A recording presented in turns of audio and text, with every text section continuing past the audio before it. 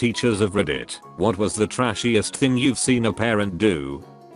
Woman I used to babysit for worked in a school as an assistant or summit in Toronto. She always told this story about how the class rabbit would go home with a new kid each weekend. They kept trying to avoid giving one kid the bunny for the weekend because it was clear his home life wasn't the best. But they finally caved and let him take the rabbit home. The parents killed the rabbit and ate it. They killed the class bunny and fried it up for dinner. They weren't even ashamed when they told the teacher what happened on Monday. Said they were out of groceries or something. Edit. I wish I had more details, but I haven't seen this woman in a few years, so I only remember the basics of the story. This incident happened around 20 or more years ago, so I'm not sure about the aftermath. I had almost completely forgot about it until I saw this thread and was reminded of this suckery. As far as I remember, the family was very clearly trashy and irresponsible, and that's why the school didn't want that kid to take the animal for the weekend. I volunteer at after-school programs to help tutor. I had a student earlier this year. Good kid. Loves math. Loves computers. Wants to be a programmer when he grows up. He's really struggling in 7th grade because he has no computer at home. We have to do his online assignments at the program, but we only meet twice a week. I pulled his mom aside and explained how he could be doing much better in school with some kind of PC and internet access at home. She says she can't afford a computer. I tell her that for $200 I could piece all the parts together myself for a fully functional setup. That would be sufficient for at least the next few years. I'd even build it with him so he could learn some extremely valuable information. I'd even front her half, but she'd have to pay me back. She says no way, still way out of her budget. Mind you, while we are having this conversation, she's barely looking up to speak to me. Too busy scrolling through the gram on her iPhone X. I say yuck it, I'll do it myself. Scrap together all of the parts I can for free. I only had to buy an HDD. The setup was really out of date, but still worked. Gave it to them. Kid was thrilled. About a month later I notice he's trying to finish all his HW at the program again. I ask his mom if everything's okay with the computer. She says it broke down. I say okay, what happened? I'll pick it up and try to fix it. She says she had to throw it away. I pull the kid aside and ask him. He tells me she sold it to her cousin for $50. I really don't like calling people trashy when they're apparently stuck in a culture of poverty. Maybe she needed that $50 for the light bill or groceries. But at the same time she spends 3x that amount on her cell phone each month. So it really just broke my heart. It was like she's doing everything in her power to ensure the kid has no fucking chance at a decent life. The cafeteria, which is used for parent meetings, has tables with fixed bench seating. You have to swing a leg over to sit down. Parent wore a short skirt and was commando. She also got up several times. I called a parent about a behavior issue. I must have been on speakerphone because I heard the kid come home. Parent starts screaming at and wailing on the kid, cussing, calling them all sorts of names. I don't even know if the parent remembered I was on the phone. I hung up the phone and went to my principal. Teachers are mandated reporters. Don't hit your kids in front of a teacher. I'm a high school teacher. One time a parent of a child who had been going back and forth with another child on social media came to the school to confront the other girl. The mom ended up bursting into my classroom to try to fight one of my 9th grade girls, sending us into a lockdown until the woman was removed by the police. Edit. I want to make clear that the systems in place have failed this woman, her family, and her friends at basically every level, and I can understand why she felt like she didn't trust any systems to handle the situation. The fact that many comments went straight to talking about race is disappointing. By the end of the school year this particular mother was helping chaperone events and was a good role model for our young people. Her daughter was one of the best performing students in the grade. So although this particular event was traumatizing for a lot of people, let's not use it to justify any kind of racism or generalizations. Okay, thanks. I'm not a teacher, but my mother is. It was her birthday and I live 3 hours away from her. I drove to my parents' house unannounced to surprise her for her birthday. She was obviously working as it was school hours, so I drove to the school she works at just as they were finishing.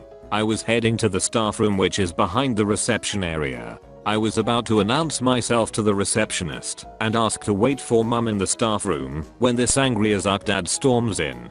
He was abusing the yuck out of the poor receptionist because his daughter got in trouble for being a redhead in class. The principal comes out and tries to defuse the situation, and a minute later my mother comes in on her way to the staff room.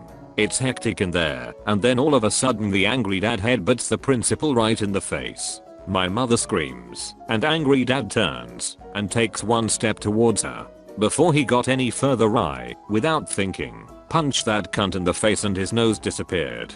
Police came shortly after, and I wasn't charged. It was classified as restraining with reasonable force due to him headbutting.